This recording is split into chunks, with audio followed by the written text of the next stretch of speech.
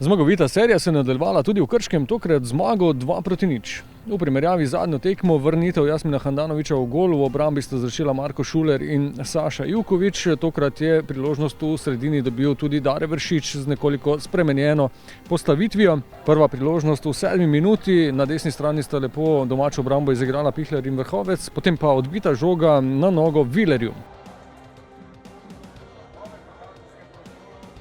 V 10. minuti naslednji do priložnosti Vršič po podaji Mlakarja.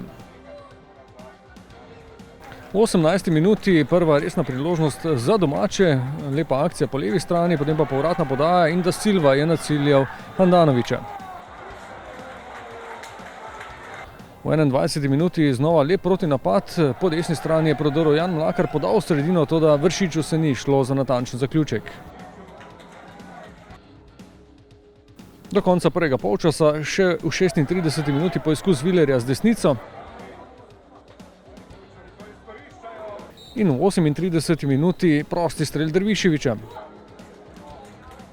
Začetek drugega polčasa pa na najboljši možen način, v 56. minuti vodstvo.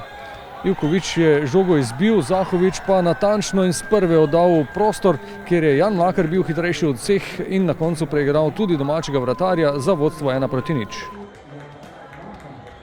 Izvrsten protinapad, bom rekel, dobra podaja Luke in dober gol. Sem vesel, da gre vsem dobro, sploh v naši ekipi, da pač smo trije, ki dosegamo res, ki smo v bistvu prvi strelci, bom rekel, ampak kot sem že marsikje rekel, mi je bolj pomemben to, da zmagujemo in da igramo dobro in ko je ekipa dobra, tudi vam pridejo posamezniki. Veselje se še ni čisto poleglo, že je bilo 2-0, tokrat lepa kombinacija Zahovića in Mlakarja, na koncu je Luka Zahović lepo videl prostega Dina Hotića, ta pa z glavo za svoj 5. gol v sezoni.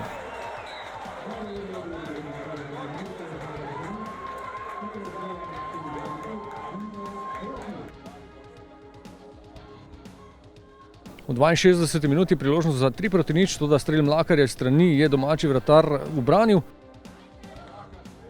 V 75. minuti imenitna podaja Vrhovca, dvoboj Zahovića in Zalokarja pa na koncu uspešnejši domači vratar. Do konca tekme samo še 2 priložnosti za domačine po kotu v 82. minuti z glavo Kulinić čez gol Handanovića. Potem pa ob koncu tekme še 1 priložnost za Luko Zahovića, tokrat je ostal samo podajalec, podaja Vilerja Zahoviću in še eno spretno izbijanje domačega vratarja. Pred koncem tekme je še ena sporna situacija v domačem kazenskem prostoru. Dvoboj Štefulja z Zahovićem je sodnik namesto pričakovane 11-metrovke ocenil za simuliranje mariborskega napadalca, Luki Zahoviću pa pokazal rumeni karton. In nadaljevanjem serije neporaženosti v prvenstvu in tudi seveda učvrstitvijo na vrhu prvenstvene razpredelnice. Sedaj en teden premora, naslednji obračun pa doma v Ljudskem vrtu dvoboj z Domžalami. Fantje so se zelo dobro mentalno pripravili na tekmo. Malo je bilo stvari, katere bi jim lahko zameril, zaradi tega, ker smo pred tekmo rekli, da bomo malce spremenili glede na prejšnje tekme, da bomo manj divjali in se je to izplačalo.